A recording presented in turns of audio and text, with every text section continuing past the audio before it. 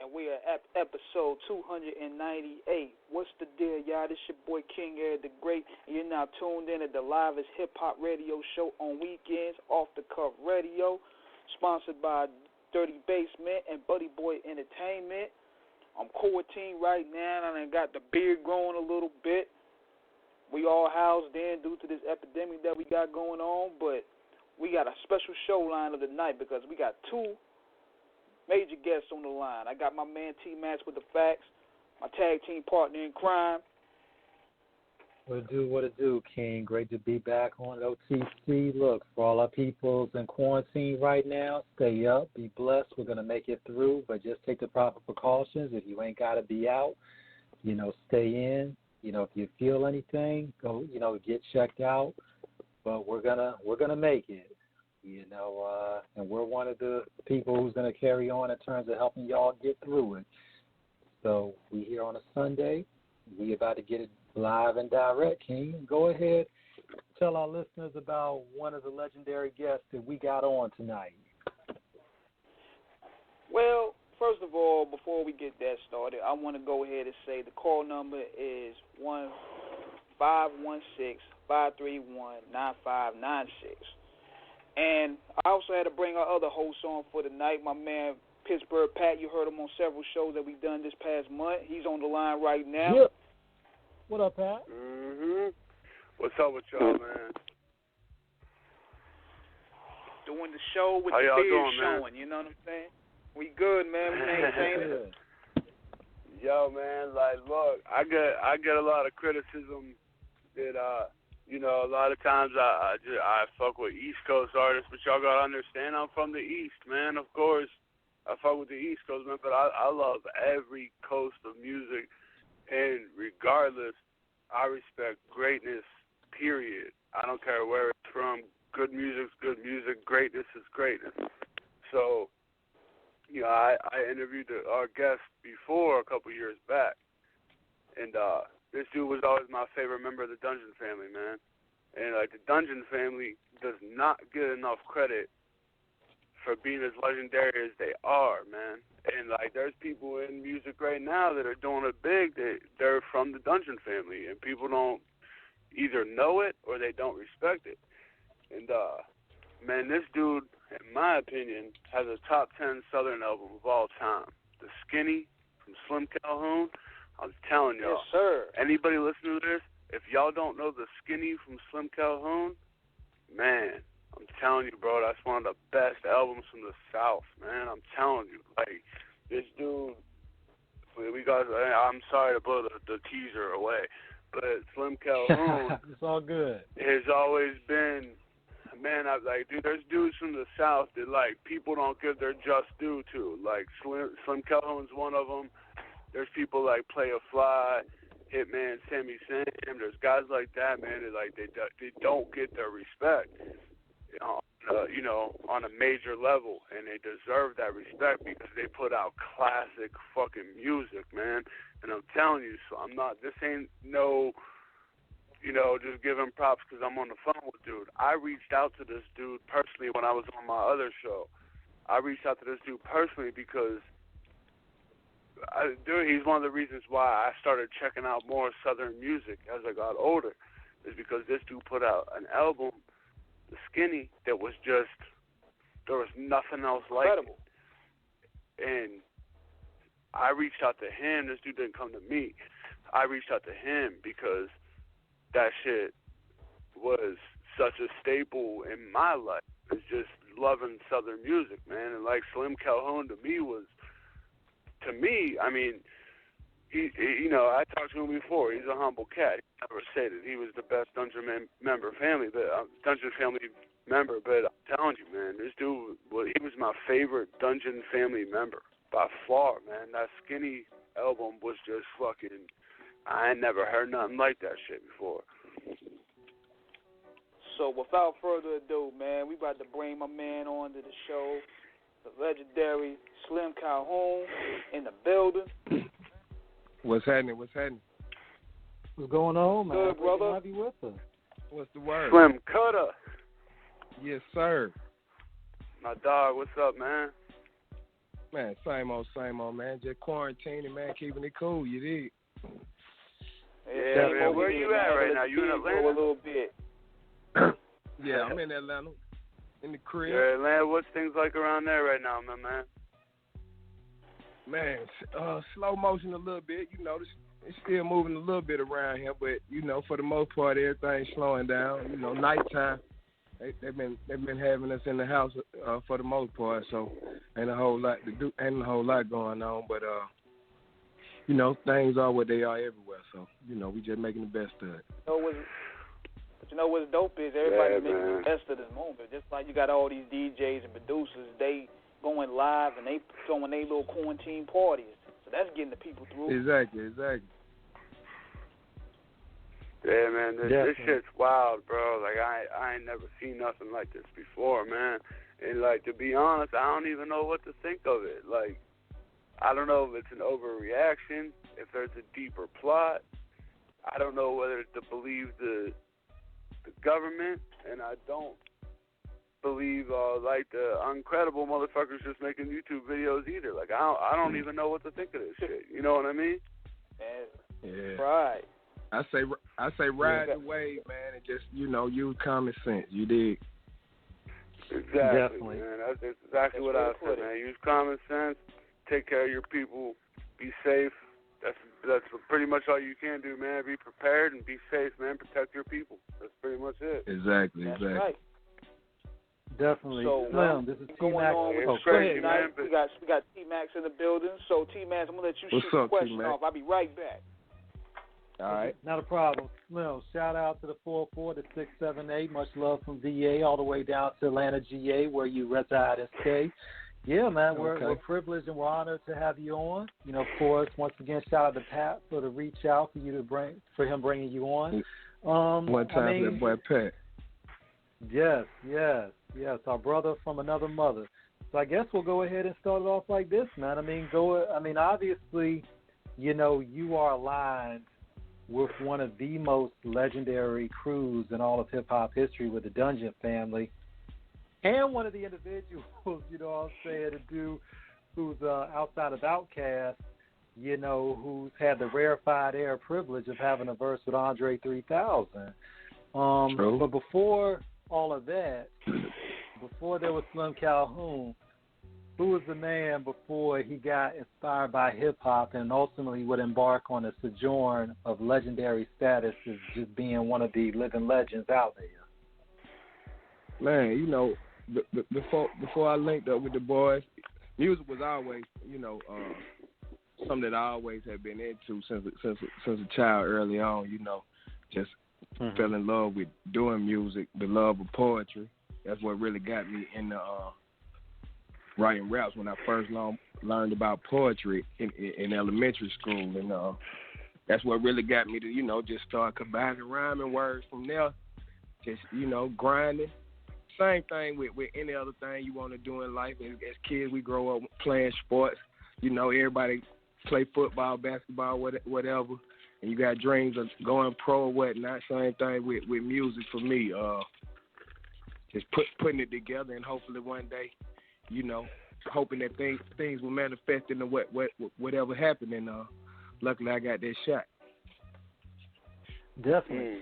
Now you've been from Atlanta, you know, and we've, you know, been so privileged to interview, you know, a lot of rappers, you know, a lot of artists coming from there, you know, and it's something to say because for the most part, you came from a hotbed of music that was already like, you know, already pretty much, you know, moving, you know.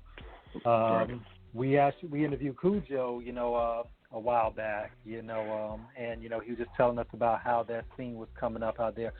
What was it like, you know, because, of course, Jermaine Dupri started it with Criss Cross, you know, but even before then, you know, you had Dallas Austin, you know, you had, you know, Babyface, you know, Pebbles, you know, you had L.A. Reid, you had LaFace Records. I mean, you got a lot. I mean, and we're not even talking about the party infrastructure in terms of the clubs, you know, the Platinum Club, Gold Club, Magic City.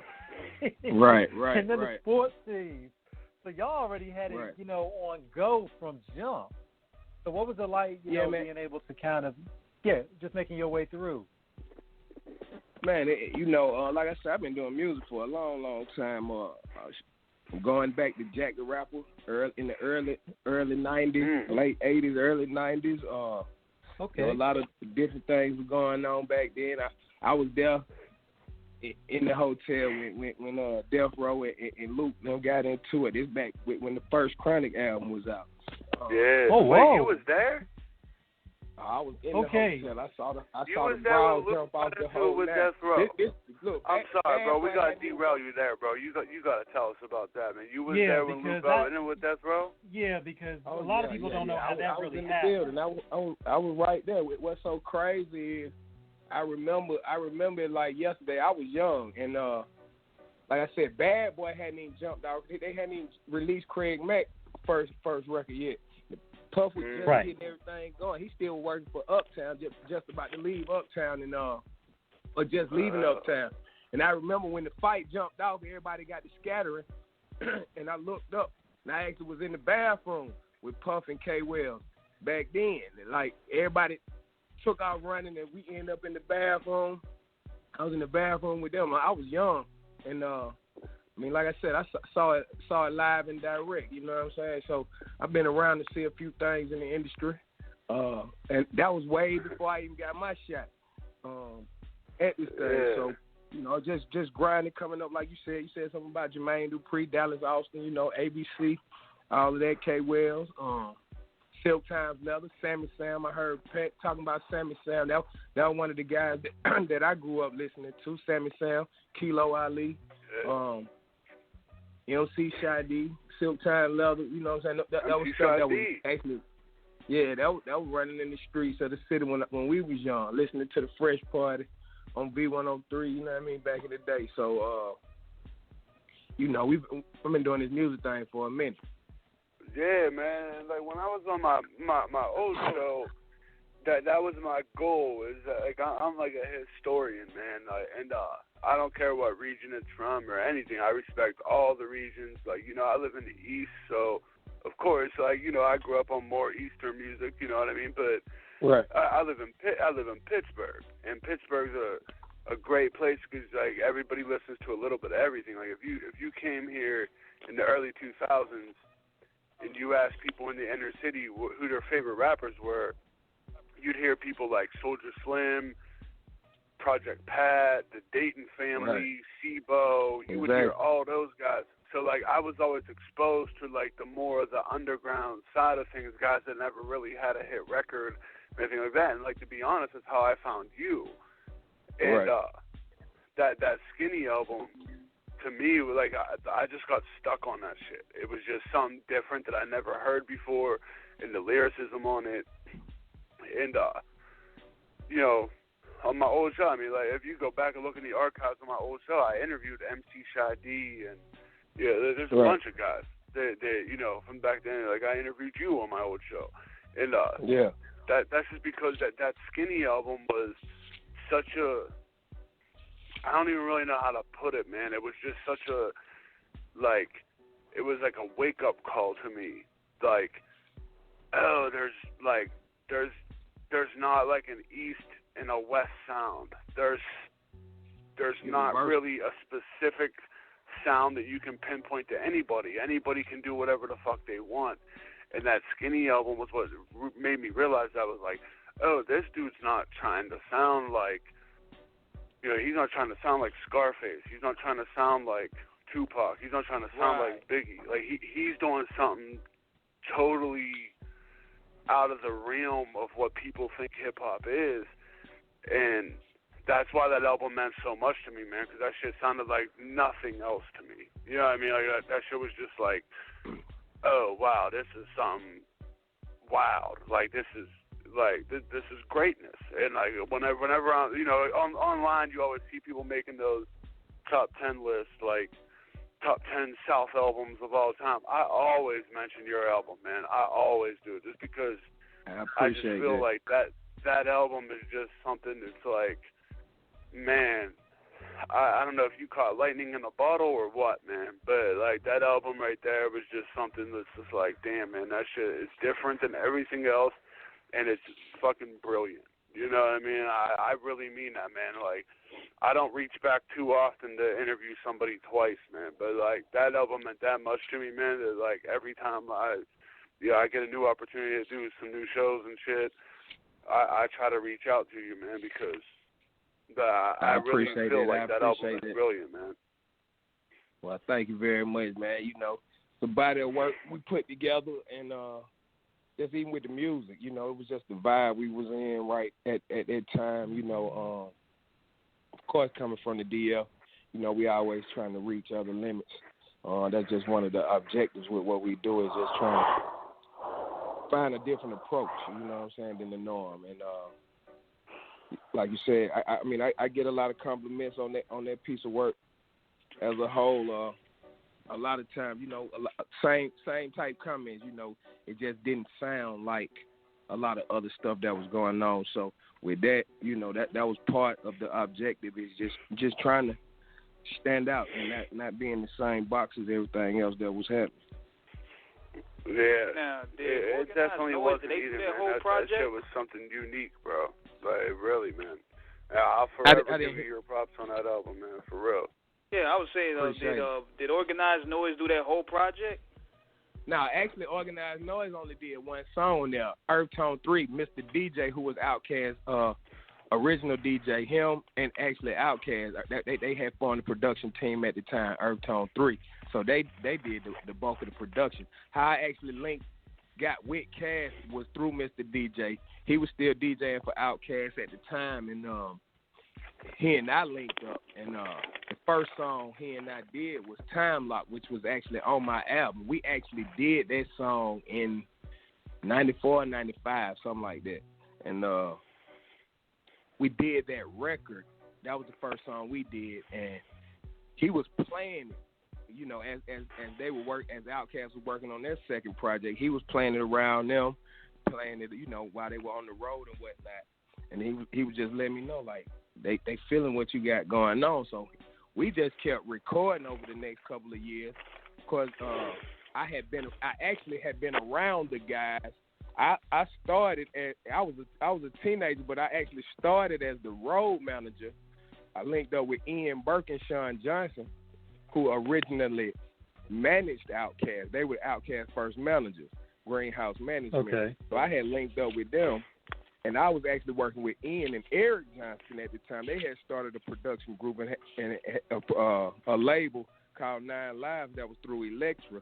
And Mr., which, as you know, Bobby V with Blackberry Molasses, he was one of the members in that group. I was with them. I was actually their road manager. Right. So I was actually on the business side even before I even jumped off with the rap side, just working my way through the move. And with that, Organized did their first project. But I grew up around Sleepy Brown's younger brother, him and Jamal. That was like my best friend in preschool. So we had ties from that. I had been knowing Gip and Ray Murray of Organized Noise. I met them in like 7th, 8th grade through a friend of mine. We all had a mutual friend. And me and Backbone used to bump into each other in the streets all the time. So throughout the years, I had actually been knowing some of the guys. And it just, by luck have it, it just worked out that way. Wow, yeah. Man. That's crazy. That's incredible, Now, I want to ask you a couple of things about that, because, of course, when we think about the core of Organized Noise, that's Pat Brown, Ray Murray, and Rico Wade. Right.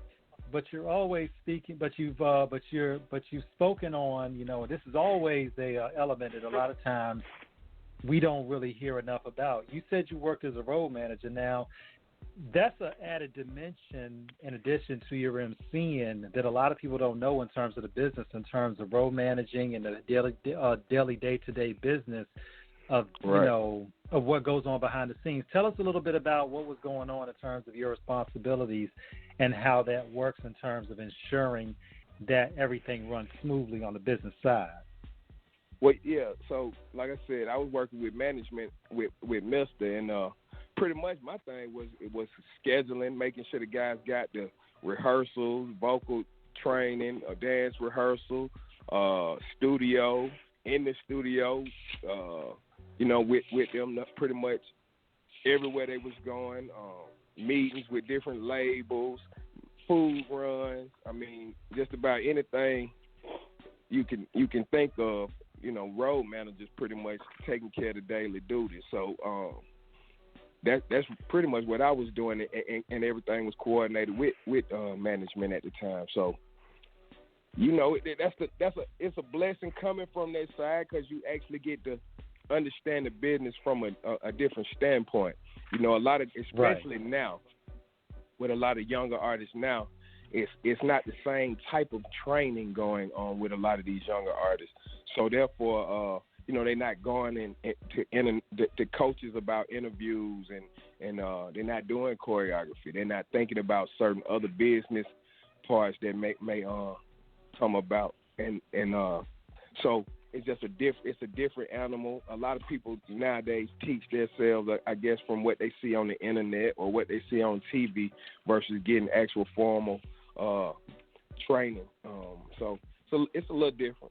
But for the most part, it's still been working out for a lot of artists. Of course, you can see the bleeps and blunders where some artists slip up, but it's a little different game these days. Yeah, with the build off what Pat was talking about with the Skinny, the build off what he was talking about with the Skinny, that album had a lot of trendsetters that was going on with that. Like, that was like what people would consider the debut of Andre 3000, Alter Ego. It was. It actually was. I remember that's the song he asked me.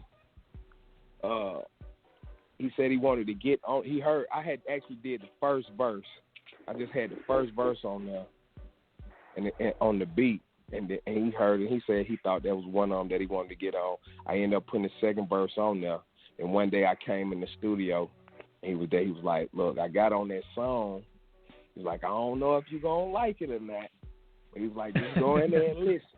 So, of course, when I heard it, and then he had tweaked his voice and the whole nine, I was like, "It's crazy. Let's go." And that even when we were trying to figure out the single, because we had a lot of different ways we were going to go with the single. Originally, Time Lock was going to be the first single. Then it was going to be Dirt Work. Then it was just like, what should we do? And I was like, this It's Okay record is so different. Let's just shoot at it. And we just had to pick the record. While we're and talking run about with Andre 3000, a lot of people will put him in their top 5.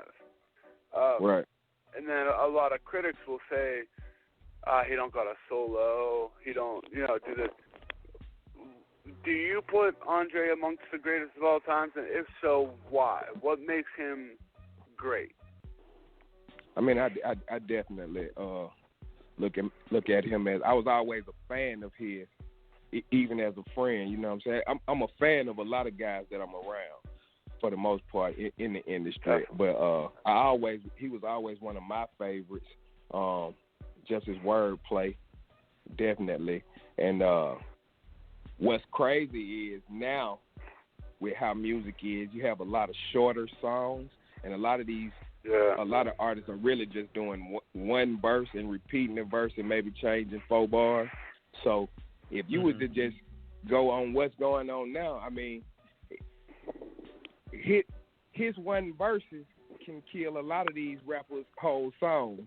So, from that standpoint alone, I mean, I came in the game when lyrics mattered. You know what I'm saying? So, that's kind of the difference of what's going on. Where you had to be dope. It's more. Yeah. See, now it's more about a vibe more than the actual content. Whereas before it was more about the content than the vibe. Yeah, you had to be content. lyrical, and you had to have a nice beat. You had to have a nice beat and be lyrical. You couldn't just You couldn't just have a catchy beat and come up with a catchy hook and get a #1 single out of it. Yeah, definitely. Exactly. Yeah. It's just a different way. The way we listen to music now is totally different. You know what I mean? The way we hear what's going on is totally different. And even with I get a lot of questions about the old school versus the new school, the new Atlanta versus the old Atlanta. And I just look at it as all Atlanta. At the end of the day, it's just the evolution of what's going on. Everything changed. Music has changed in different time periods regardless, just like it went from the East Coast to the West Coast to the South. You know what I'm saying? Now it's the youth, the old, a different vibe versus another vibe.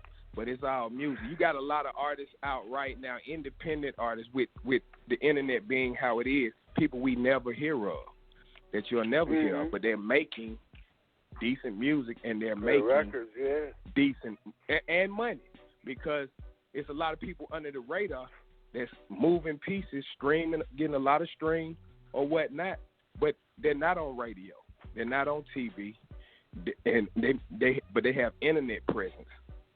And it's just a whole nother wave going on. Yeah, definitely. And when we look at it, like go ahead, Pat. Go ahead.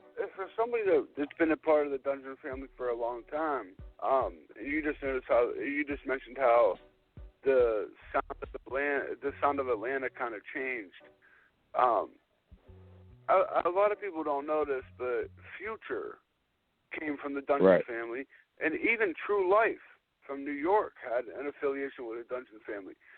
But what do you remember about Future being Meathead back in the day in the Dungeon family? Do you have any relationship with him, and how proud are you that he is a member of the Dungeon family and he made it this far? And he really transformed the sound, to be honest, whether people like it or not. You know, he came from that cloth, you know what I mean? So, like, how do you feel about that? Man, it's a great thing, man. I'm extremely proud of him. I'm glad he was able to, you know, step out and do his thing. And I definitely have a relationship with Meathead. That's my homeboy. At the end of the day, I see him from time to time. But just what he was able to do. Like, what's crazy is now with a lot of the youth who aren't as familiar with Outkast or Goody Mob or the original Dungeon family and the sound, and a lot of other artists that came before them. The thing is, he was able to do what he did, but take it to another level, and he's now like the 3000 of the younger generation. A lot of the younger artists who are breaking, he's the go-to guy.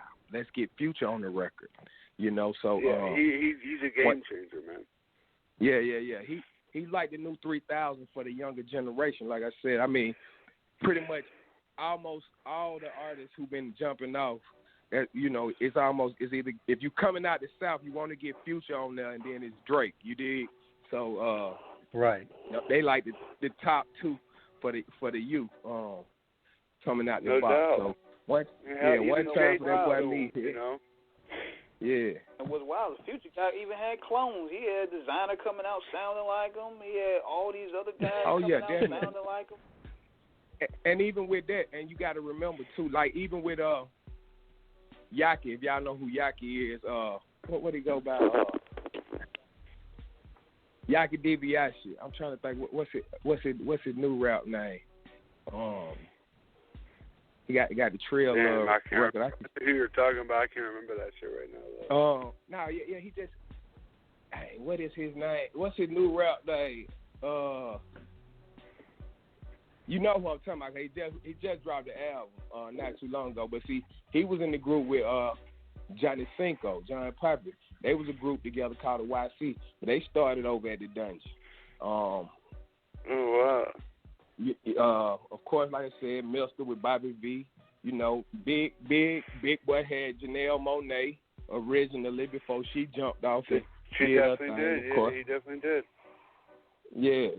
So it's a lot of acts and artists that actually a lot of people don't know who was even just, you know, around the whole movement who got to soak up some game back in the day and have excelled. Killer Mike, of course, you know, he was Outkast's second artist. Killer been doing his thing. They got the new Run the Jewel project on the way. So one time for that boy Killer Mike. But yeah, man, everybody just been working. You know, and it's crazy. And it's crazy, Slimm, because, you know, we're sitting here, you know, just reminiscing on all of this. Pat and King always, we always talk about it, and I like to speak on it as well in terms of giving shameless plugs to Double XL and Source Magazine. Source Magazine, I have every issue since 1994 except for 2. And I actually have the Source Magazine like when the Dungeon family was first profiled. Right. This is like coming when Outkast was first, being brought onto the scene. So it's like to hear you give us all this history now, which is such an extraordinary, history lesson is something. In reference to, where those guys have come. I mean, did y'all see where this was going to go in terms of that family tree extending? Well, I can't say we necessarily saw where it was going to go. Like I say, you always striving to get to the top at the end of the day. But for us, we started doing music originally for the love of just doing music. You know what I mean? And everything that came with that after the fact, everything else that came with it just came with it, as far as the notoriety and the awards or what have you from that standpoint. But really, we just was MCs, rappers. We just had a love for doing music. The game has changed somewhat from that respect as well, because like I said, we was a lot of people. It's almost like saying we was rapping before rapping was cool. You know what I'm saying? Like right. Now everybody say they're a rapper or this, that, and the other, and it's not necessarily for the love of doing music. A lot more people are into it, trying to make a quick buck and a little fame and notoriety. So it's a different. The game has changed in a lot of little different ways. You still got a lot of. I run into young artists all the time who you can tell really have a love for doing music, and that's still a blessing just to see that alone.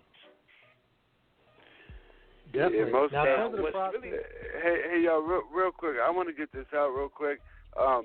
Sure. I kind of got some family stuff going on right now. I kind of have to go pick up my niece, so I kind of got to sign off here.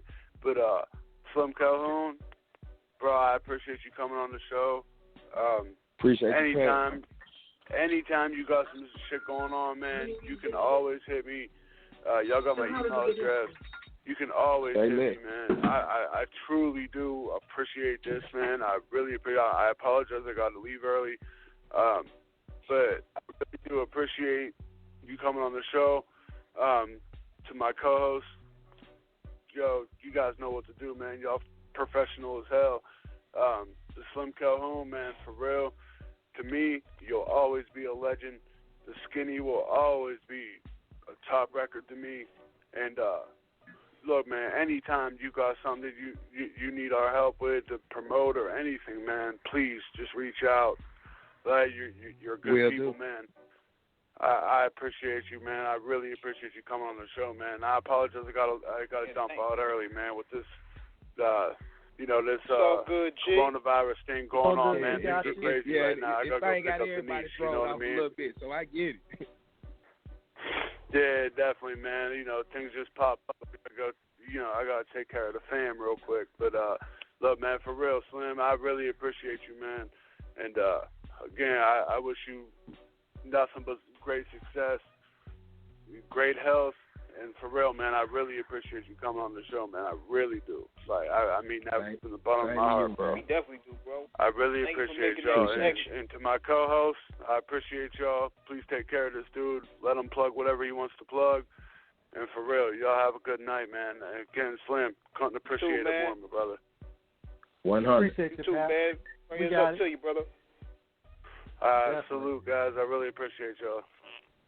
No problem. So, Slim, in terms of, so one thing about it is you progressed into your career, and when it actually came time to do the album,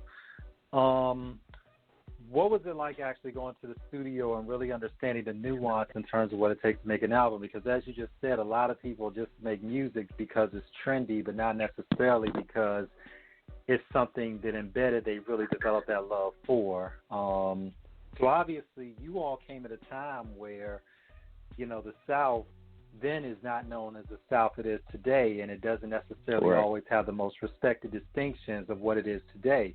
But back in the day, I mean, you know, if you really look at Southern designation, of course, you know, Outkast, you know, you had the Ghetto Boys, you know, No Limit, you know, Cash Money would come along later on. Of course, you had Ghetto Mafia, was straight from the DEC. I mean, you know, I mean, you guys were, I mean, you know, of course, when Goody Mob dropped their first, I mean, you guys really, really, really laid down a foundation that was unbelievable.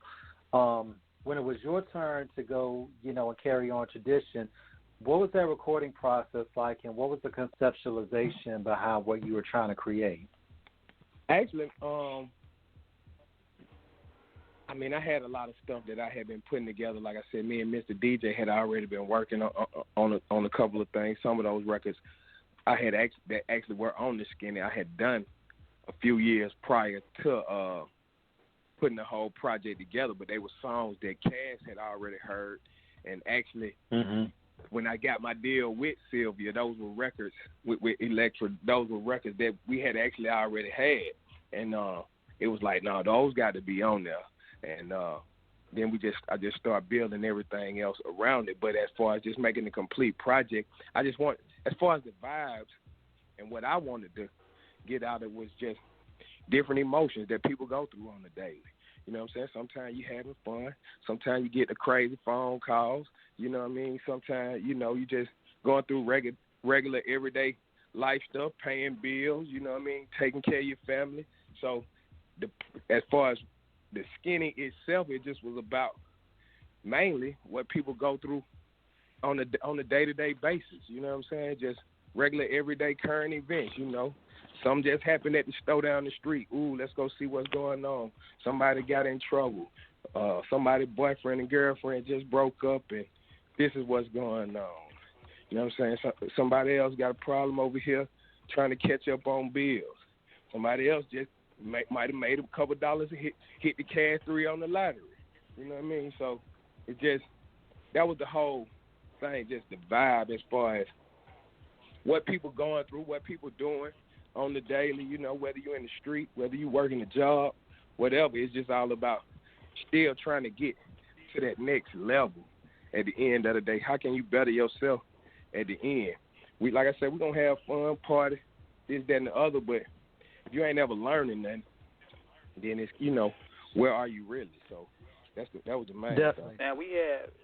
Now we have www.thekali.com. They listening to the interview along with what we progress in the interview, so they sending me some questions since, you know, some brothers can't call in.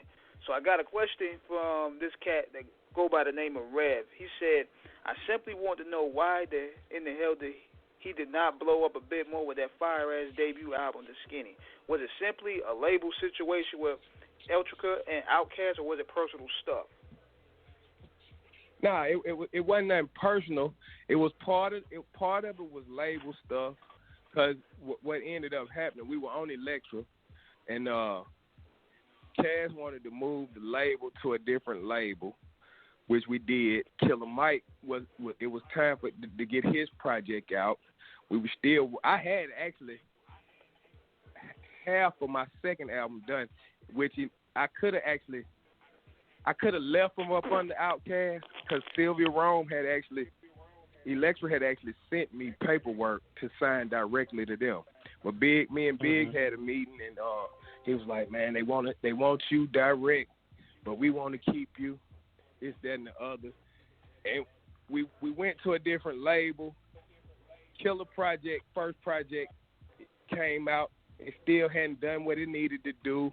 We had another group that was signed to the label TCP, and things just with those labels, things started to get a little tricky. So that's what slowed everything down.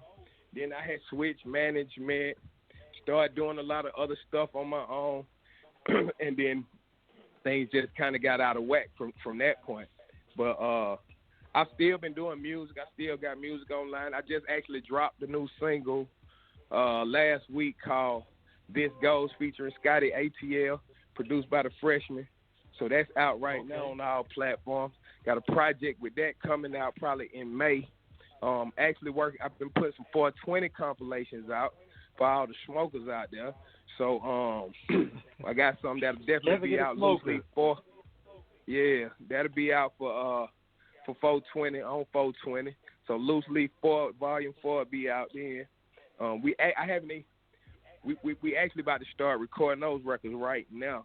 So we'll probably have at least half of that project done by the end of this week coming up. And yeah, man, working on films. That's really what I've been doing. A lot more film stuff, facilitating soundtracks from that standpoint. It's a little different on the streaming when you got the music behind these movies, because these films get a little more play than some of these records sometimes. So I've been doing a lot of independent films, acting more. Got a film out right now that I'm in called Jack Boys, that's in the streets around here. Jack Boys 1 and 2. What else we got? We got Product of the American Ghetto. Y'all can check that out. That's online right now. I'm in that film as well. It's a movie set in the mid-'80s in Atlanta when the Miami Boys tried to take over Atlanta, based on a true story. So that's out right now. We about to actually, I just got the call today, a film that we supposed to start shooting this month. They say we about to go ahead. They actually trying to take advantage of a lot of the downtime right now. So I got the call today. They want to go ahead and try to get the teaser shot for this movie called Make Atlanta Straight Again, which is a slick little movie about it's actually a true story as well. You got a lot of the scamming going on right now with a lot of these folks who do the fraud, and it's actually set around some folks who was doing this back in the 90s in Atlanta. Oh wow! So that's what that's about. And before all the fraud, the laws changed and the whole nine. But we about to start shooting that. Hopefully, they trying to start shooting in the next week or two. So we'll see how that work out. But we just been working, man. I got a lot of couple other films that we've been working on. Then I've been actually directing some videos. So been stepping on the film side a lot more. But I actually started, believe it or not, I probably was acting on the stage before I ever had rapped on the stage. As a child, I've been in the acting since probably second grade, maybe. So okay, so you know. Yeah, so you were developing your thespian talents early in terms of being a multi-dimensional type of dude. Oh yeah, now, definitely. So in terms of now, I wanted to backtrack a little bit before we get in full-fledged into your acting endeavors, which is definitely what we always call a show business, essential in terms of doing a second act, which you have excelled in with extensive work. When you're thinking about being in the music industry, and we've been blessed to have so many artists on the show throughout the years telling us about how this business operates. You know, like you said, label deals, management, being under a subsidiary as opposed to signing directly to the major. What is the most important thing in terms of what artists have to understand in terms of making sure that the business is correct and making sure that all those transitions go in play? Because, I mean, we've seen situations, just for instance, and I'm just going to throw this out as an example, many years ago with D'Angelo, with the Voodoo album, which was initially done, I believe, back in 1997, 98. But when EMI folded its U.S. office over here, they took the album with them. So the album he initially recorded, he had to do it again because he didn't own the album. And that's just one part of the industry in terms of how things happen. Exactly. You spoke on your situation in terms of how things were going on in terms of the label politics. How important is it for artists to understand what is going on day to day with that in terms of what's happening? Well, I mean, that's a big part of it. What's going on is understanding your business. So, it's tough not to tell people don't try to learn everything on the internet when the game has changed and everybody want to Google the information. But you really got to get out here, search and do your research on what you need to know for real. And as far as contracts, as far as just understanding how things break down with the new wave with streaming versus how we got paid mechanicals and things of that nature beforehand. Definitely. We talked with a good brother a couple months ago, Young Con the Don, and I'm still amazed at how he broke down the numbers in terms of actually, because a lot of people think in terms of the streaming and everything like it's just, a quick cash grab, in terms of it. But he broke down those numbers. I'm still impressed in how he just took his time in terms of researching all of this. Like you said, it's different in terms of how this works now in reference to how, even though it's more outlets for the music to get out there online and the media in general, how much people actually get paid for doing it. I think his call got dropped. I'm gonna try to bring him back online. Hold on 1 second. Okay. Oh, okay. Yeah, I'm gonna try to bring him back. Hold on 1 second. Yeah, sometimes we be having little phone problems, and that's come with the territory at times. But I'm gonna try to bring him back. Hold on 1 second. Okay. We still live and direct. We got a little technical difficulties, but we're gonna bring him right back, y'all.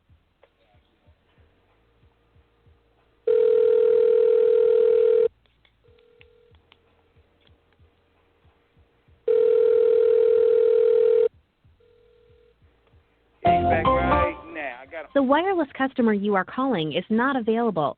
Please try again later. El cliente de servicio móvil al que llama no se encuentra disponible. Favor de intentar más tarde.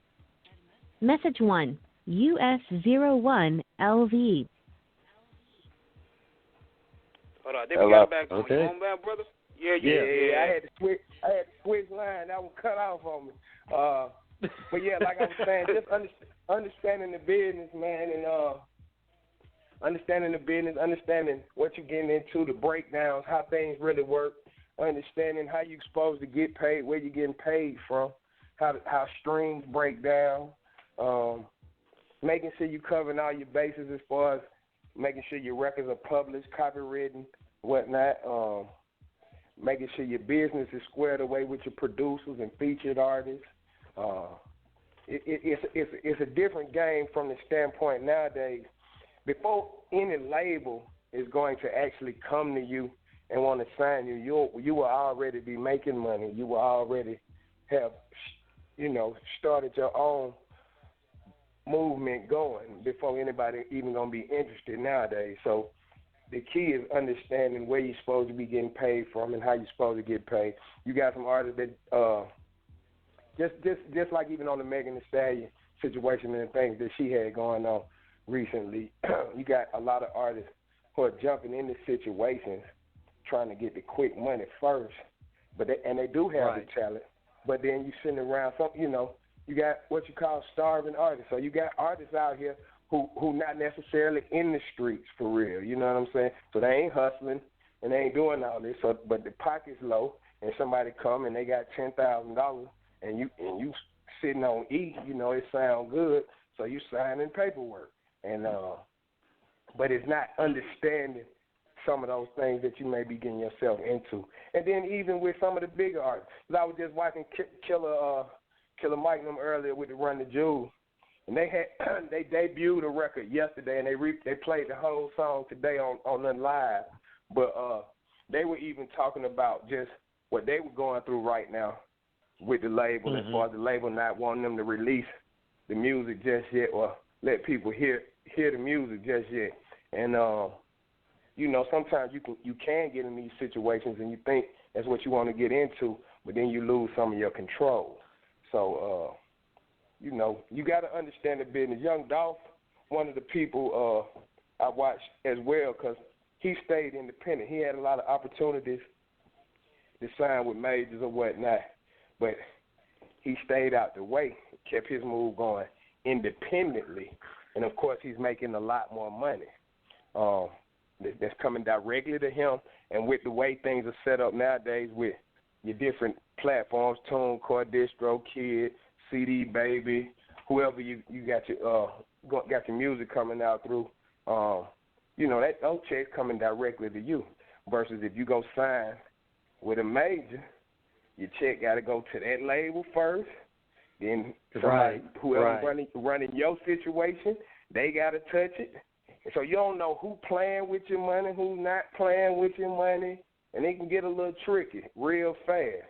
It's a lot of artists that have come, like even before I came out and during the time that I came out. I mean, we probably got checks out there that we don't even know where they are, you know, and you have to try to hunt them down and find those chicks, or they just get lost in the wastelands out here. So you got to, you know, it's a lot easier to make a lot more money, sell a lot less records, you know, and have a career. You can sell a lot less music, which is harder to sell music, but you can sell a lot less music and still make a decent living, you know. Like I tell Cat, you know, find you a certain amount of records that you think you can move. If you can move 5,000 pieces, actually sell people buy 5,000 pieces, nowadays that's like $40,000. And if you can make that 40, you can do shows for $1,500, and you can get 30 shows, 40 shows in a year at $1,500, which is no money for a show. That's another 30, 40, 50 grand. So now you done made $90,000 plus merch. You sell your 1,000 T-shirts, make you $20 a pop. That's another 20 grand. So you done made over $100,000. And if you can do that 2 or 3 times a year, you can make $200,000-$300,000 and not really sell a whole lot of records. So it's plenty of ways to be successful in the game. Everybody ain't gonna be Jay-Z or Pussy. You know what I'm saying? But you got to find your lane, your way, and find your base and cater to that, and you can be successful.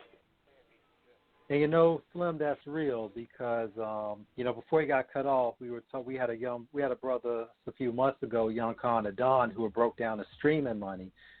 I'm still dumbfounded about how he took the time to meticulously study the numbers in terms of how much your streaming actually has to be before you can touch some real money off of it. Right. And it goes in conjunction with what you said about how many artists, it's funny, man. You know, King, is in his late 30s. I'm in my 40s, so we're old enough to really have been young enough to have seen this, kind of the paradigm shift of what it meant, because back in the day, if you signed to a label, like, you were like that dude, like, if you did it. Right. And now, yeah, you know what I'm saying? So now it's like, with the advent of YouTube, SoundCloud, exactly. Shout out to all the digital outlets out there, especially Blog Talk, for letting us be able to discuss this. What we're seeing now is we're seeing artists who are going a straight independent route. But, Slim, what you said resonated so powerfully, because a lot of artists think that, because it's, a little bit easier now, it's facilitated through technical means, to just put stuff out there, that you can just put your music out there right away. And I'm like, no, it's not like that, because you still have to find an audience. I think no other group, I think no other group has probably, in the modern era, exemplified that better than Griselda. Shout out to Benny Conway and Westside, to see how they started their movement and where they're at now. I mean, it's amazing, but they backed it up with good music, And, exactly. You can't like I tell folks, the key is, if you got something good going on, these people will find you on the internet. You just got to have something good. Right. I remember, I think it was last year, I got a cousin of mine that grew up in South Georgia, down in Savannah, Georgia. And Okay. He does music, and he does, like, his vibe is just a totally eclectic hip-hop type of vibe. And he didn't have a big bass or anything like that. And he wanted me to. I got a digital distribution situation over at Empire. So he was like, man, put my record out through your move. And I was like, cool. So I dropped a song for him, and I dropped a song of my own on the same day.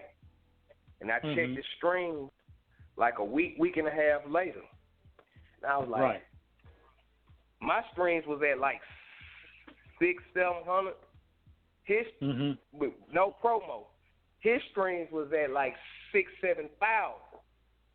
Oh wow! I'm like, hold up.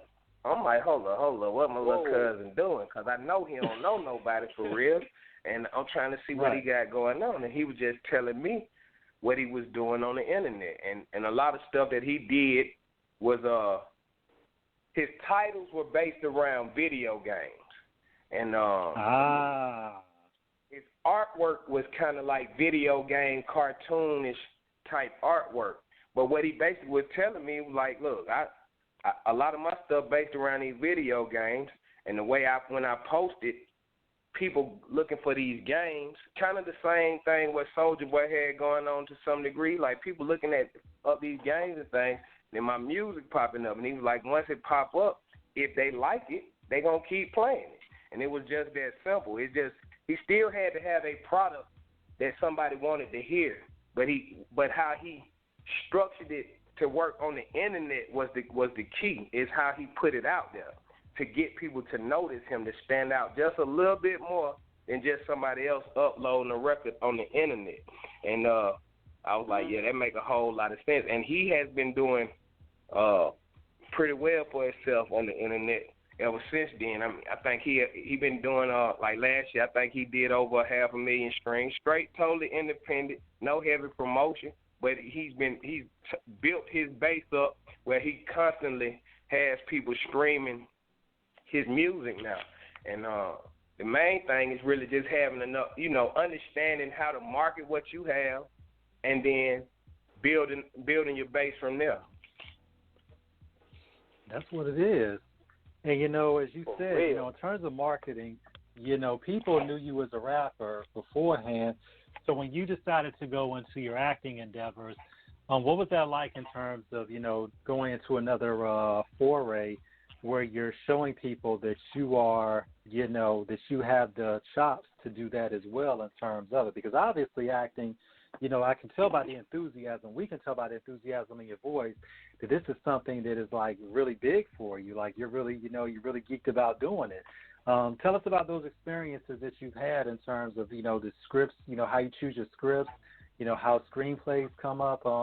We really want to hear more about, because the scamming thing, I was laughing because I'm like, we see how many people are doing that now. Right. But, that's like the new thing. But also, too, about Miami Boys. Yeah, go ahead. Now, even with that particular film, my homeboy who actually came up with the idea of shooting the movie, he was one of the guys that's one of the characters. He's not actually playing in the movie, but they came up with it, and this was something that they were doing when they were younger. And he was like, man, we need to do this. All the younger cats are doing this now, and we was the first ones to do it. And so he really it's basically telling the whole story all the way to when the police got on their trail and was, looking for them and the whole nine. Like you said, the only blessing that they had at the time, the laws were totally different, so they weren't giving out a lot of time for what was going on back then versus now. You get caught doing some of this bank fraud and stuff like that, they giving folk crazy years. So that's federal, that's wire, that's federal, that's bank fraud. Exactly. So it's just a totally different thing. But it was an idea that they had. But with me, as far as just with the acting, it just got to make sense. So a couple of the projects that I got a lot of friends of mine who've been jumping into the film stuff over the last 5 years, and it's been something we've been building on anyway. It was something that I had planned on doing regardless years and years ago. It was going to be my next phase regardless in music. And then just even coming up, part of the Dungeon family, if you know, a lot of the videos that we've done have acting and a lot of other little parts to them. So I had even with a lot of stuff we had been doing, the creativity-wise, we had already been doing a lot of that stuff. And then just as far as just scripts and reading lines and things of that nature, being an artist, writing raps, brain muscle memory, from that standpoint, understanding, you know, how to, you know, remember lines and things of that nature, that like came naturally. Actually, we had a Christmas film that was supposed to come out this past Christmas, but they held it, and it'll be out this Christmas. So it should be out actually in November, called Trapping for Christmas. That's another one, a movie. I'm one of the main characters in that. But a lot of the actual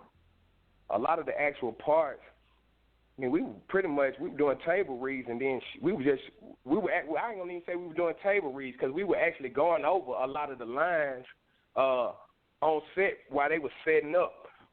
Me and some of the other actors in there, we would just go over our lines, and then it was like, okay, it's time to shoot this scene, and then we would go in and shoot, and it was just that simple. Just like I said, as far as being an artist, being able to retain and understand how to remember lines. Then I had already been doing some acting prior to that. I did drama when I was in high school the whole night. I actually had an opportunity for a drama scholarship. I just didn't want to take all the classes that they wanted me to take. But, right. So acting kind of always been in my back pocket as something that I was going to get to at some point. Me and one of my close friends, Farnsworth Bentley, that's one of my best friends. I talked to him. I actually talked. I talked to him earlier. Watkins. Yeah, Darren Watkins. That's my. Yeah. We grew up together. He working. You know, he's out there with Kanye.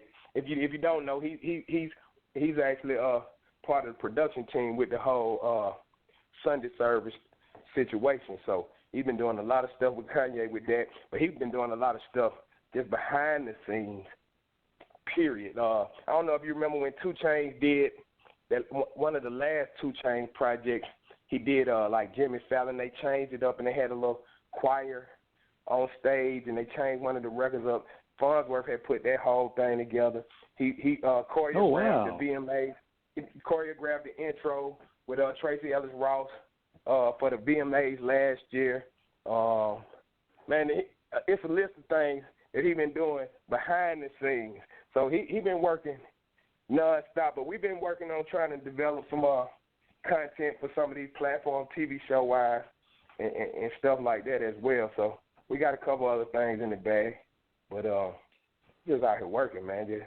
I still do a lot of stuff behind the scenes, a lot of little, things here and there. I got a couple other cats, local cats, that are working on film projects that they want to do, who have who've been trying to pull me in and get me to consult and help them with their projects. So I got a couple other things from that standpoint in the making as well.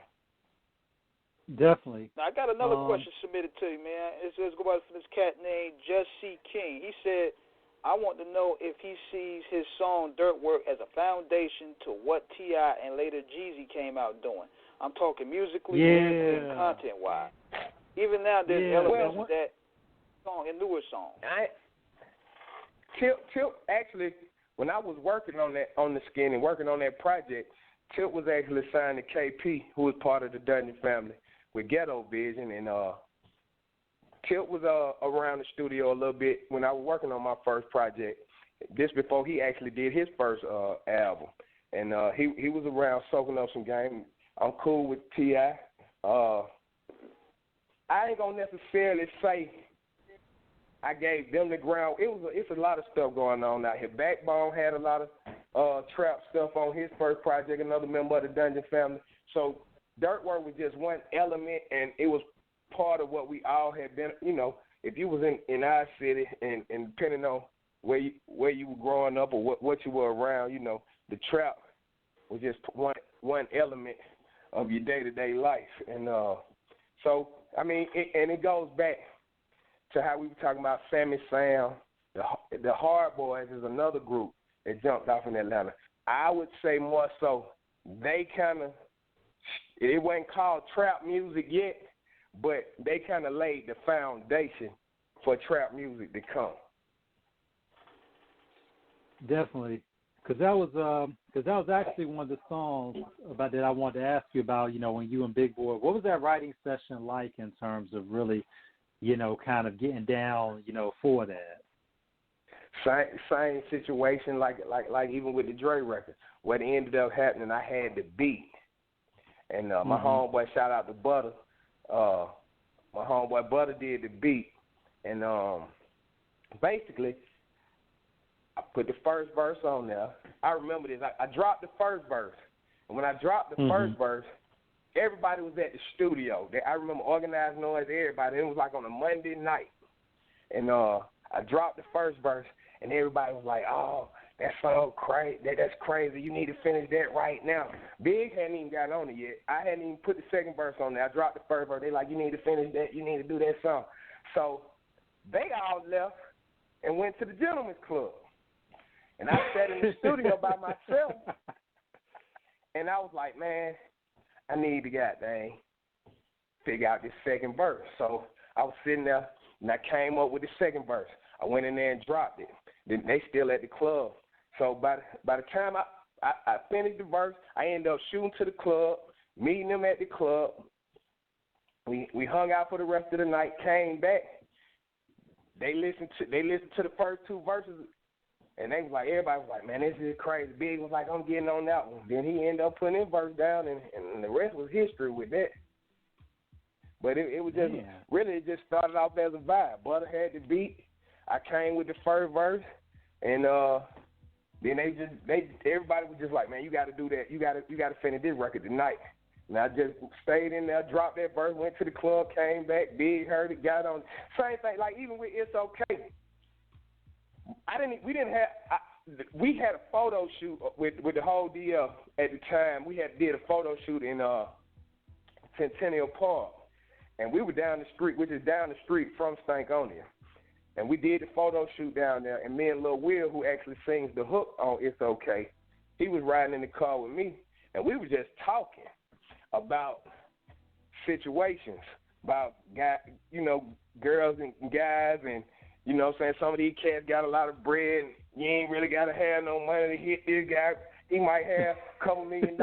You might don't really have no bread like that, but your swag is on 1,000 and he fooling with you because you paying attention. That simple. It was just that simple. And that's how the whole It's Okay vibe, and we just happened to just be kicking shit in the car. And then he started singing something like, all these lonely girls wanna. So it started like that. We go in the studio, we was like, man, I'm telling him, just go on and drop what we were talking about in the car, go on and put that down. So he started laying that. And Slimm Calhoun, Lucky, we were all in there, and they just happened to be in there just saying, that's all right, girl. It's okay. We just fooling around on the vibe. And I'm like, man, go drop that part. And then next thing you know, I dropped the first verse. Like I said, I dropped the first verse, came back. Because the first verse, I actually had the verse in my head. And I dropped the first verse ASAP, and then I came back and wrote the second verse. And then once Dre heard it, he said, yeah, that's the one I want to get on. Then he did his thing. And like I said, the rest was history with that record. Now, there's two things before we get back to the movies. That's the second part. But the thing is, as King and Pat were saying earlier, because we all make jokes, in good manners about, how when Andre and Erica got together and just Erica opened up some type of creative portal with Andre she just, whatever she put on him, it just shot him into, look, Slimm, King. He was in one place of dopeness, and then he went to the outer stratosphere of just absolute genius. And, like they said, that was the first time we saw, like, truly Andre 3000. One would argue that on ATLians is when we kind of saw the beginning, of course. But, of course, he was with Erica back then. They had their son, 7. Shout out to Badu and Junior. And it's like, but after that, he just, what was it like watching him in terms of just taking that level of MCing to another level that even today is like, this dude is on stupid levels of, like, just unbelievable imagination. you know, he even said at one time he didn't want to do a record because he was afraid of the criticism. I'm like, dude, this is like Dr. Dre not putting out Detox. Nigga, it's you. We know it's going to be great. And he's that way. Believe it or not, Dre got a whole album over there ready to go. I believe it. He is his biggest critic, and that's what's crazy. He does not like a lot of stuff that he does. So he could come in the studio right now, lay something, everybody in there go crazy, and he'd be like, nah, that ain't it. And I don't know what he's looking for, but it's just he's striving for greatness all the time. Yeah, and exactly. A true perfectionist, and sometimes that can be a hindrance. You know what I'm saying? Because, like you say, you don't give the folk what they want, and sometimes what's there is all that's needed. And just being even with the whole crew, though. I mean, I think we all are perfectionists in the deal. Everybody are perfectionists, and sometimes we overthink a lot of things. And right. That's what ended up having to happen. That's how Future ended up breaking out. It started to get, hey man, let's stop. Let's not overthink this. Let's just have fun and put this music out. And that's really where you got to get back to. What happens is dealing with these labels, dealing with more of the business side, because what a lot of people don't realize is you come into this thing as an artist doing it for the love, for the fun. The money ain't even in the game yet for you. And then once the money comes into play and you're dealing with people who got to get their money back up at you, it changes thought process to some degree, because now you're looking at it like, I got to come with something that's going to make these people do this so we can put up these numbers to satisfy these people versus let me just do what I do, what got me where I'm at, have fun, and then let the music speak for itself. And I think sometimes that's where we just kind of overthink the move, and the business kind of clouds our judgment, because you're looking for perfection because you're trying to make sure everybody is satisfied. Not just my fan. I got to make sure the people who going to give me the money for this getting what they. And see, he ain't. And then you got to realize he's not the type of person to do it for $1. He don't do music to make the money. You know what I'm saying? Once he makes the money after the fact, cool. But he's not doing it to make the money. So it's got to make sense for him, you know, at first. Then it's got to make sense for everybody else. And sometimes that's where it gets a little clouded. You know, but one thing, Slim, you know, and King, you know, because King, you know, being a writer that he is, you know, used to doing journalism, on my Facebook, I write a little bit of statuses too, and you are meticulous in your art as well. So all three of us understand the struggles of really wanting to deliver something that resonates to the masses in such a capacity that it makes that indelible and print on their mind. And you know, when you have an individual who is so highly driven, who is so astutely gifted, who is so in touch with the essence of what the art of rhyme is, you know, I can understand why he is. Because I know you've heard the album, and I know your thing is it's just on some next level shit. You can go ahead and tell us. See, this the thing. So, like I said, we always tried to be different. Right. You know what I'm saying? Of course, with Dre, the way the dress, the whole nine, he was one of the most different. And he said that. Now, he said that because he wanted people to feel the music. That's when he's changed his dress code. But now you have so many artists who have kind of taken that look-wise, the whole nine. You know, artists look like all kind of stuff nowadays. So it changed a lot of things for him. The shock value. It's like, well, now these rappers look like what I was looking like. You know, a Young Thug or a Lil Yachty or a Lil Uzi Vert. You know what I'm saying? Just the looks, a 6ix9ine. You know what I'm saying? Just to be able to stand out. A lot of music didn't necessarily stand out look-wise versus Outkast. You know what I'm saying? So now, you know, it's like the music is one thing, but what am I going to do to make me stand out? Even though he don't necessarily have to do that. We all know this just because you're a fan of the music, but he's still looking at it how any other artist who trying to be great at the time. It's like, well, what can I do that's different? I can't really do this because everybody else already doing it. You know what I'm saying? I can't, looking different ain't really different no more. You know what I'm saying? That's the norm. So it's a combination of a lot of things. Just the music, the look, you know what I'm saying, the business, and you trying to, like I said, perfection and please everybody all at the same time. And it's tough on him as far as just, because, I mean, me and him have had our talks about music, and he loves a lot of the younger artists, loves them, listen to the music. Of course, you know, Seven, his son, is younger. Seven probably like 20, 21 now. But, you know, he was listening.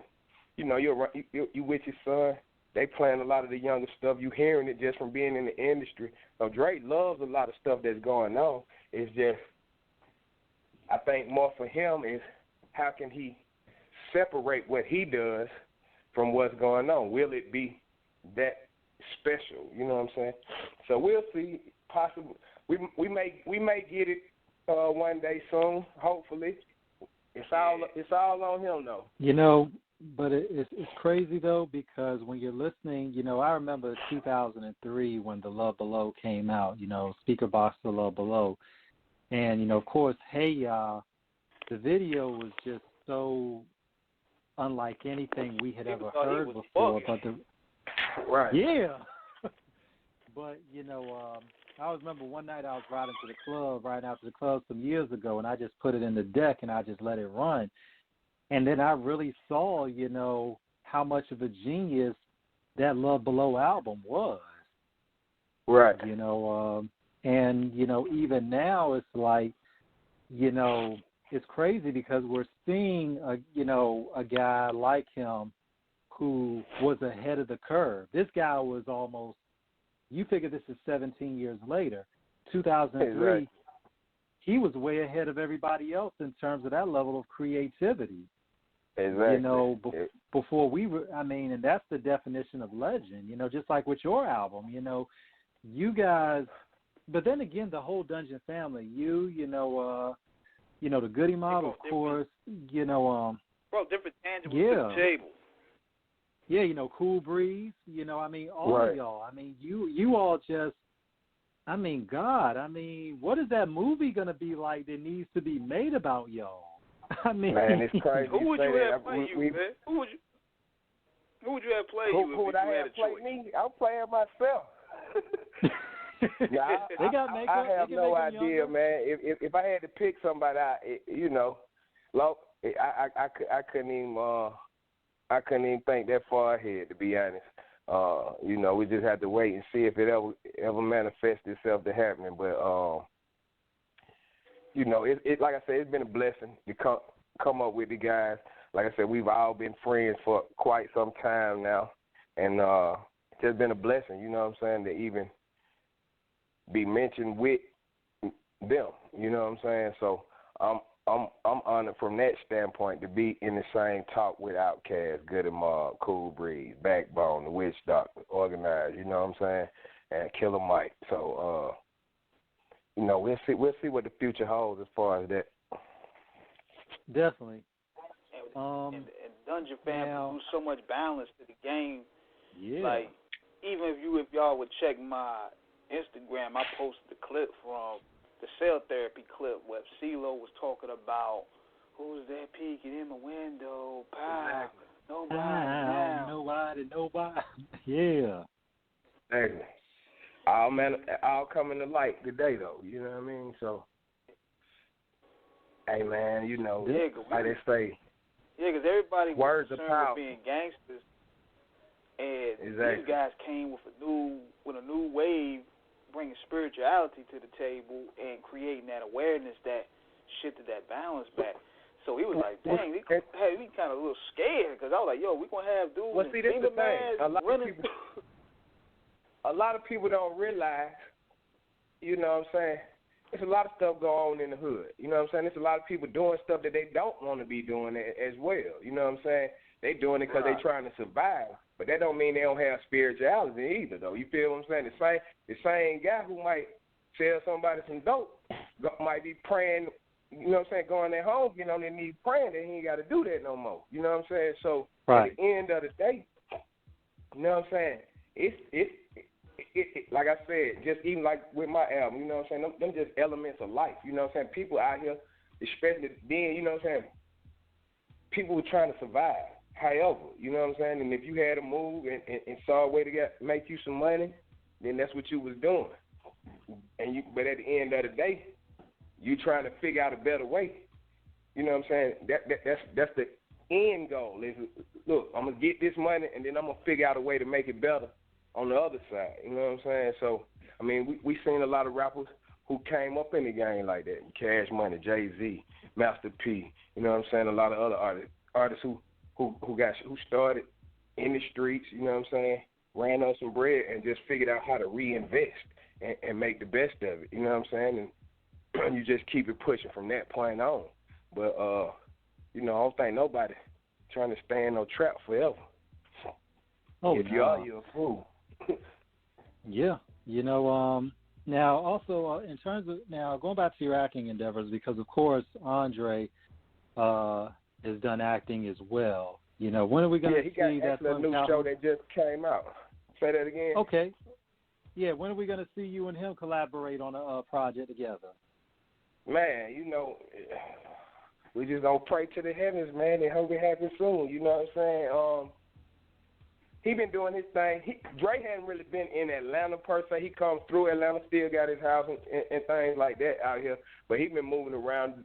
Like I said, I know he just had. I can't even think of the name of the show, but he's on a new TV show that I think came. I think it debuted like within the last 2 or 3 weeks, if I'm not mistaken. He's been doing his thing. I think Big Boy's still stepping out there in the acting move. He's been in a couple things as well. I'm trying to get some bigger roles, so we shooting at some bigger parts. I've been doing more stuff with a lot of independent filmmakers versus the big. Of course, with Cash being Cash, they're getting some of the bigger roles through agents and different things. But I've been doing a lot more independent films that have been making their marks digitally or whatnot. I did one with Dr. T. I don't know if you're familiar with Dr. T, but he shoots a lot of video. Well, he used to shoot a lot of videos for a lot of the Texas artists. But we did a film the year before last. I can't even really pronounce. Pas Hanou, something like that. It's French. It's a French shot. It's shot in the French style, and it's like a hood French comedy type movie, because basically it's like a dude out the hood and he drinks something, and when he wakes up in the morning he only can talk in French. And so now he doing everything that he doing in the hood, but he talking in French. People looking at him crazy. So it's a crazy little movie, but they've been working the film festival the whole night with that. So they've been doing pretty good. Like I said, we got Trapping for Christmas coming. That shot ready to go. That'll be out this fall.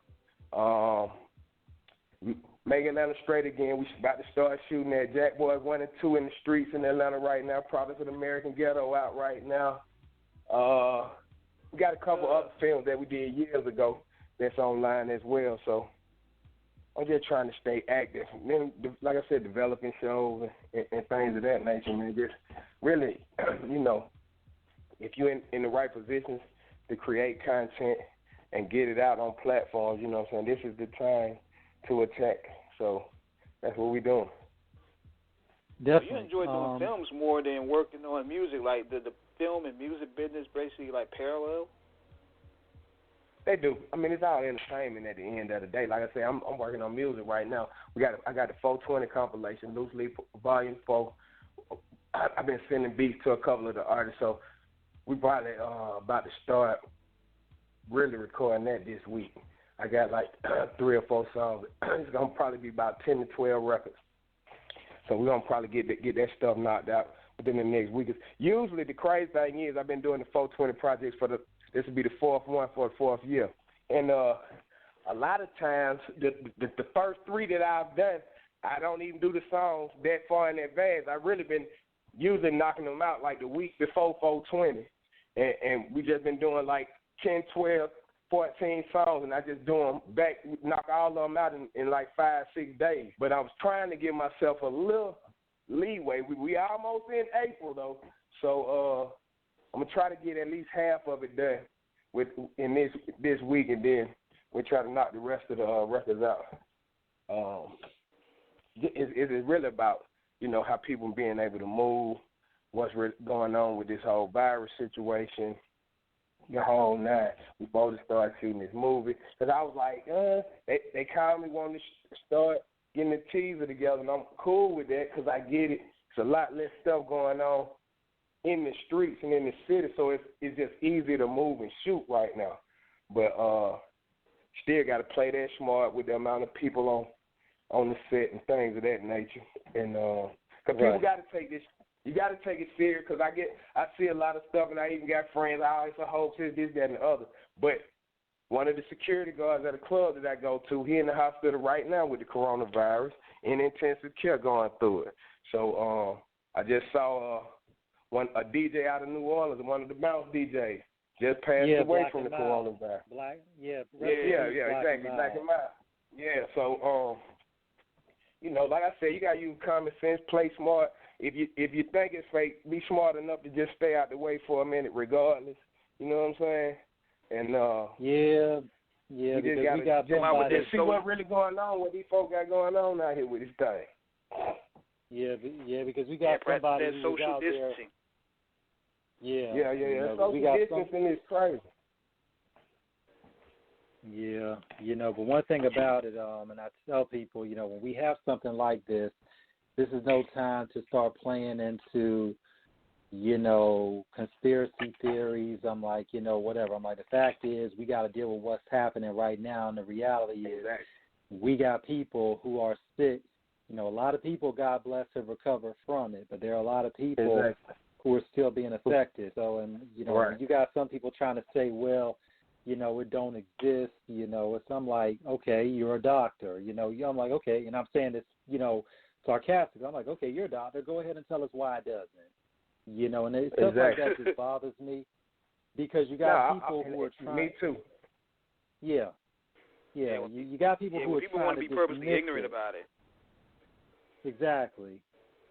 Some of these folks, I think, I mean, part of it got to do with the person in office, you know what I'm saying? Part of it got to do with just the way people educate themselves about things now. You can't get all your education on the internet. You dig what I'm saying? So you really gotta check your facts and your sources. And that's one thing I can say. I credit Instagram so far with the fact checker. Now they you post something and then it's not fact. At some point, they coming back and blurring it out and letting you know that this is not a fact. And a lot of people just, like I said, people teaching themselves whatever on the internet just by Googling it. And the question is, who are you getting this information from and where did they get it from? Thank you. How do you know that that's official? Millions of sources. You know what I'm saying? There's like billions of sources out there. She kept talking about, it's a hoax and it's that and the other, and they trying to put money in the economy. I'm like, baby, this ain't going to put no money in the economy. People losing their jobs. You can't get no money in the economy without people having jobs. I don't care what the big businesses make or lose. You know what I'm saying? If people ain't buying nothing, it ain't no money going in the economy. You know what I'm saying? Oh, who you know then got it? And look, hey, I know somebody now. It's official. And this boy in intensive care right now fighting for his life. You know what I mean? So it's real. And A lot of these folks got to just wake up, man. You know what I mean? I hear you. It is. They do put lies out here with all kind of stuff, but right now something for real going on. You know what I mean? People got to at least be smart enough to use common sense. Hey, whether I believe this or not, let me just stay out the way just in case. Then you know what I mean? So right. Be smart. You know what I'm saying? At the end of the day, be smart. They won't create nothing out of the atmosphere because even these fat cats, they're losing like $100 million per hour. Exactly. So it's not really helping them at all. Yeah, them businesses just lost a lot of money with their stock. Like I told somebody, it's real simple. One thing about these folks, they ain't playing with their stock market and they ain't playing with these churches. So with them two things alone, when they tell you ain't going to church, this thing ain't fake. That's what I promise you. These folks ain't playing with the church and they ain't playing with their stock market like that. They know how to manipulate the game, but one thing they ain't going to do is crash it. Exactly. You know, one thing, too, y'all, we got to do this before we get off the air. We still got a little bit of time left. But one thing we got to do, we got to give a lot of love and a lot of respect and so many shout-outs to the doctors, the food workers, Walmart workers, Target workers, everybody, sanitation workers, everybody who is in some level of human service, who is going on the front lines, you know, especially the fast food workers, because a lot of those places are still open and they're still doing. And I mean, these people are real. You know, Off the Cuff Radio, we salute you, we love you, we thank you so much for all of what all of you are doing out there to help us through this, because you're keeping us fed. You know, it ain't those stockbrokers and those it ain't no joke, and man. a lot of I'm in other the front people. line because I'm in the front line in the food business, and it's not a joke at all. It's like, it's a madhouse, man. But we holding it down the best way possible. Exactly. You know, now one thing it's a blessing for the people who can get out there and still, you know, even go to work. You got a lot. I just was in the store the other day. A guy recognized me. This was yesterday, actually. A guy recognized me. Then he started talking to me. He was like, "Man, they just laid me off from a job. I got to figure this out. I just paid my rent not too long ago. I was already behind."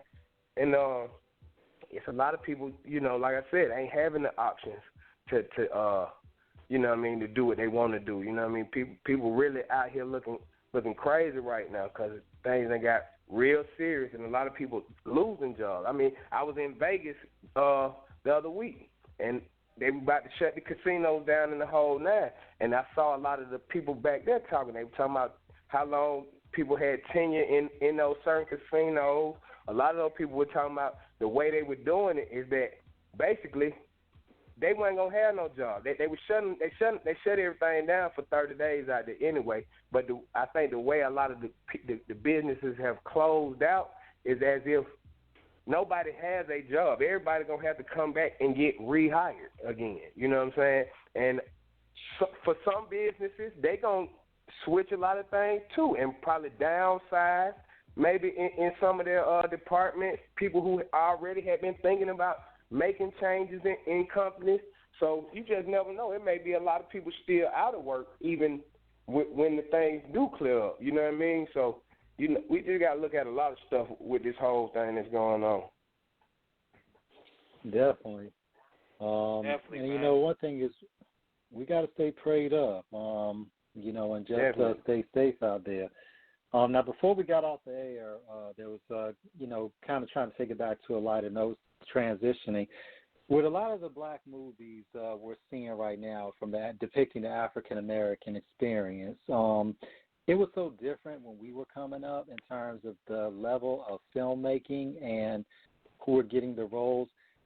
From your experience, you know, from the indie circuit and just being a movie buff in general, how do you see the movies changed in terms of how our experiences as black people have been presented on film? Do you think it's been expanded, or do you think we kind of need to get back to where it was in terms of the type of movies that we were making years ago? I mean, it's a little bit of everything. I mean, it's all art, so it just depends on who's trying to tell the story and who can sell it to you the best. But I think more black actors, we're definitely getting more opportunity because they want black content. They want more minority content as a whole. You know what I'm saying? As far as with more platforms, so you got way more digital platforms going on now.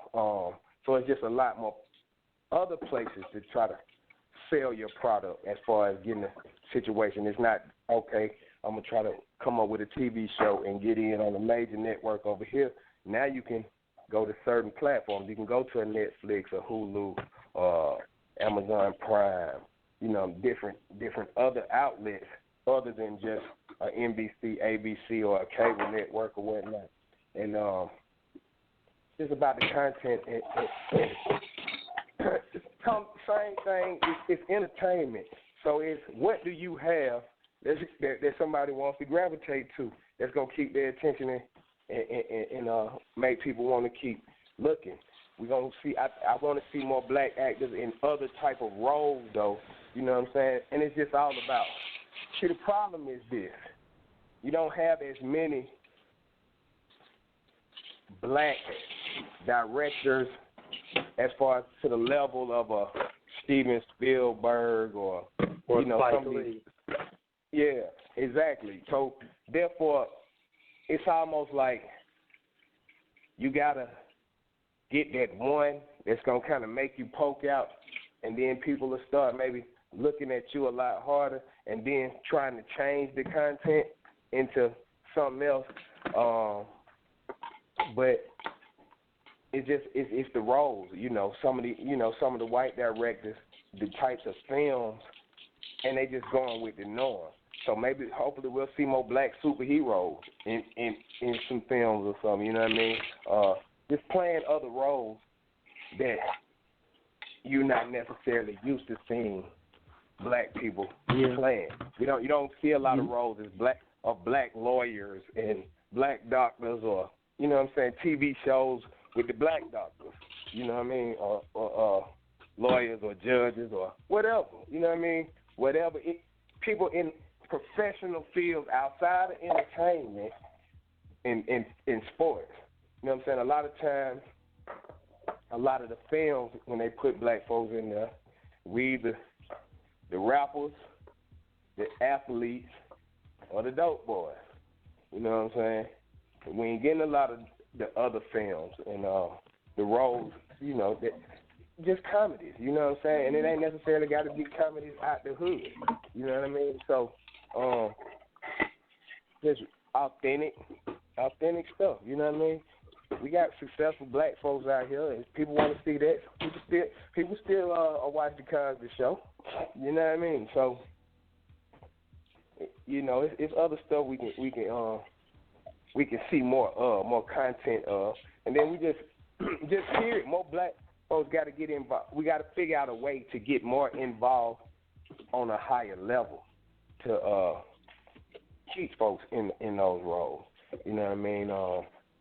That's the main thing. We got to get people more behind the scenes. But the game has changed, and probably in a few more years, it's gonna seem like it's. I don't know if it's ever gonna even all the way out, and it may, and we may take it over. You just never know. But because you are getting more black people helping these folks understand what needs to be presented. In that, I got a buddy of mine named Tuma, who's over at YouTube. He used to be at Spotify, and he was over at Revolt. He was at MTV, but he helped a lot of those situations, you know, just as far as getting the content together and then start moving forward. And so, like I said, hopefully with some of these black folks getting jobs in a position to direct, you know, the content, we'll see some different things, you know what I mean, and it not be just the normal, you know what I'm saying, what you expect some black folk to be doing. Shit. Well, we got Ryan Coogler in there, you know, who directed Creed, you know, and Black Panther. Right. So we got him in. So we need some more like him getting those big budget checks to do those movies. Right. But see, and the thing is this. So it comes back down to the money at the end of the day. And the problem is the bulk of the money is coming from white folk. You know what I'm saying? So we either got to get, like I said, more black people with money in the position to want to put money into those avenues. See, the problem, we were talking about something totally different, but I was just telling somebody the other day, because it was kind of like when a lot of times, when black folk get these positions, then they don't be wanting to put black folks in. And I said it, and it's just crazy, because it's like a lot of times people of color get in positions, but then they shy away because they don't know if you're going to come in and mess they move up however they got in, or it's just like, finally we got one in here. I got to do everything these folks saying, so, you know what I'm saying, one can stay in here. So it gets tricky. You just got to get people who willing to open up and try something. The same thing with the music, how the Atlanta music thing jumped out. You know what I'm saying? They just, L.A. Reid had to believe in Cass.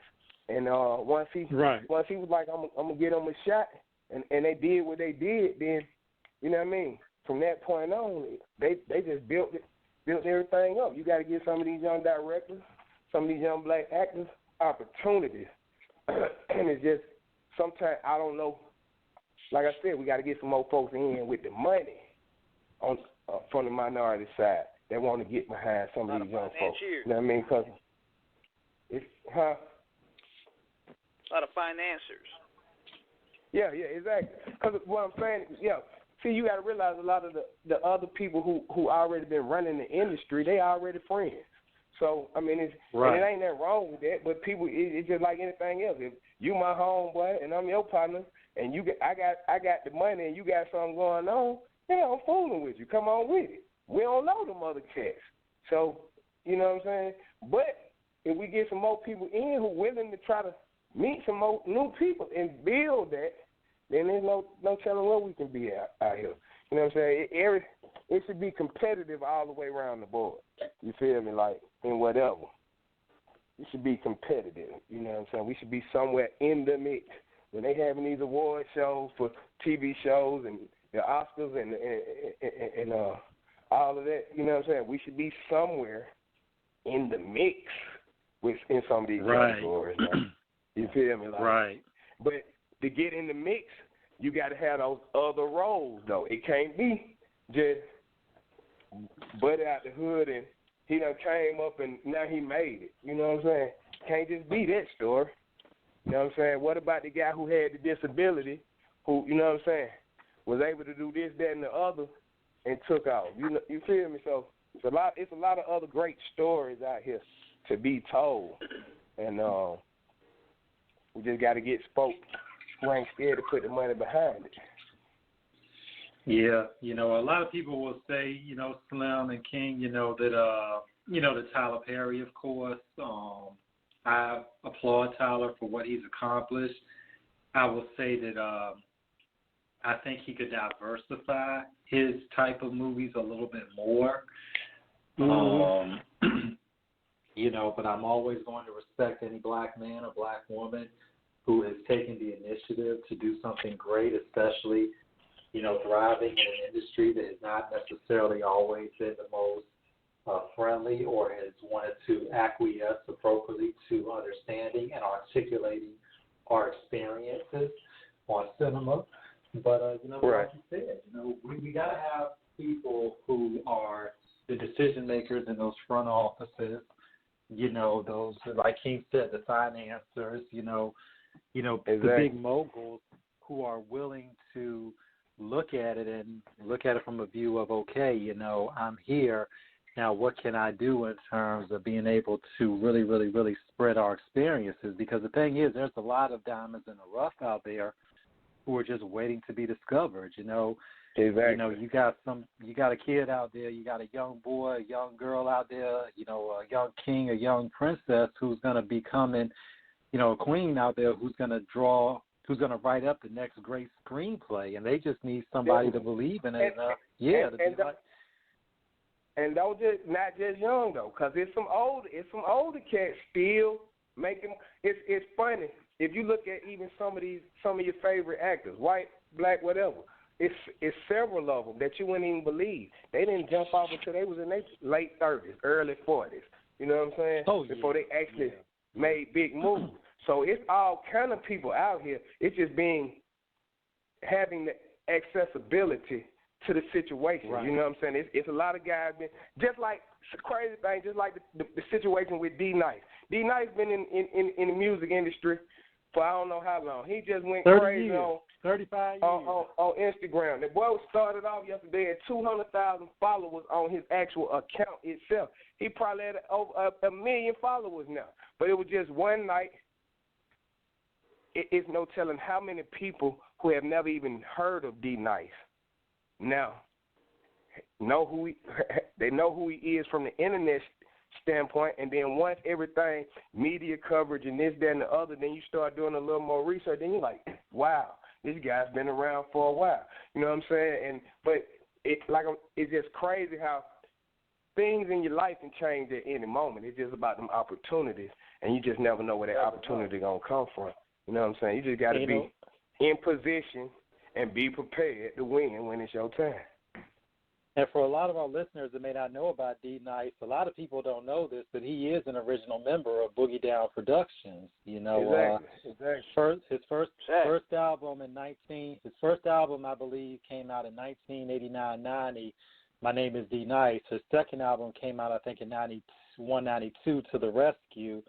After that, things changed for him. He actually became a photographer and then picked up DJing, so this dude was like, this dude is already like a renowned hip-hop, and just regular photographer.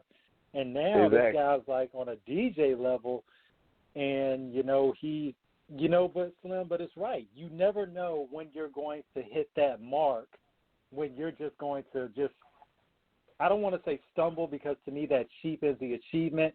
When you're just going to find that door you just walk through because you've been doing something, and now you got guys like, Joe Biden, Bernie Sanders, Elizabeth Warren's on your IG, watching you. Politicians. Michelle Obama. But it's just all about time. See, sometimes the whole time you've been waiting, you just been getting prepared. You know what I'm saying? For that moment. You just got to do what you're supposed to do to be here for that moment. You got to fight. It's the path. It depends. It's like people would ask me, well, how you get without Outkast, or how you come up with this record? And I never could tell you how. It just was meant to be. I just had to be in position to where I needed to be for that to happen at that moment. But the history was already written. You just got to, you know what I'm saying, be there to make sure it happens. So, and like I said, he been around, he been in the game. People who been loving hip-hop know who D Nice is, you know what I'm saying? But a lot of the younger generation probably didn't know. But he just gained so many new fans that don't know, white, black, Chinese, whatever, you know what I'm saying? Just because he went crazy viral. The people in the digital world loving you right now, you know what I'm saying, who weren't even thinking about this. But, and it's just like anything else. Once people say it's cool, it's cool. Like I tell folks, because I talk about brands and different things of that nature. But I was like, Nike wasn't nobody till somebody said Nike was somebody. You feel me? That was just somebody who was like, hey, we're going to come up with some shoes. We're going to call it this. We're going to put them out. But till somebody said that was cool to be doing and putting on your foot, it was just somebody trying to put a shoe out. You know what I'm saying? But it's crazy. Everything else. A product is a product until somebody tell you, hey, man, that's the one you need to buy. And it's crazy. It's crazy because I'm a Nike guy. And, when Michael Jordan signed with Nike in 1984, and a lot of people don't know this story and some do, Michael wanted to sign with Adidas. But Adidas didn't think he was tall enough in terms of being the quote-unquote stereotypical basketball player. So, and rest in peace to, Daddy James Jordan, his dad. Nike called Mike and was like, we want to start a basketball brand, around you. And, Michael was reluctant, but, his dad told him, look, go to Oregon, just see what they talking about. Right. And then, that's how Michael ends up signing with Nike, and then the Air Jordan comes. Exactly. And once that Air Jordan came out, Nike ain't looked back ever since. They been making $100 plus tennis shoes ever since. So, you know, and then look, just about the majority of the Nikes you want gonna cost you $200. Just about. Yeah, and I mean, look at all the people, but Slim, look at all the people that came behind him. You know, of course, Wayne Gretzky, you know, Bo Jackson, all of them. You know, Michael Phelps, a lot of athletes. He definitely kicked the door open. Bo Jackson, Deion Sanders, all of them. Definitely. Yeah, Michael Irvin. I'm trying to think who else. Dude. Jim Everett. That's one thing, though. Jim Everett, that used to play for the Rams. Yeah, Jim Everett, all of those guys. Jerry Rice, Brett Favre. Yeah. Yeah, so, you know, like I said, until somebody made something what it is, it just was a person with a dream, trying something just like anybody else. You just got to get on your move and get your opportunity. When it's your time, it's going to happen. It's just all about perfecting the product, whatever that product is. Yeah, man. Definitely, man. But yeah, man, we about to sign this out, man. It was been a pleasure chopping it up with you for these 2 hours. Big shout to Pittsburgh Pat for making this connection happen. Yeah. We got a lot of insight. You're definitely welcome to come back whenever you have any ventures to promote or any new music. Feel free to stop on by. We can make that thing work. Say less. I will definitely be back soon. Plug everything. Where can we find you? What you got coming? Plug it all. Slimm Calhoun. That's Slim with 2 M's. Calhoun. Put it all together. There's me. You dig, on all platforms, any platform. You dig. Yeah, man. Look, distinguished Dungeon family alum, Georgia native, all around good guy and great friend. Slim, we are so honored. We're so privileged to have you on the show. Thank you. Shout out to our co-host in spirit, Ilada Sandman, Lady Chinchilla So Illa, of course, King Eric the Great. This is his brainchild, and of course, T-Max, myself, and we are about to close it out. Thank you again, Slim. We appreciate you so much, man. Thank you. Appreciate it, man. Y'all be good. Y'all be safe. Definitely. You too, man. You too, man. Right. Y'all be easy. Go. Yep. And we out. Another chapter in the book.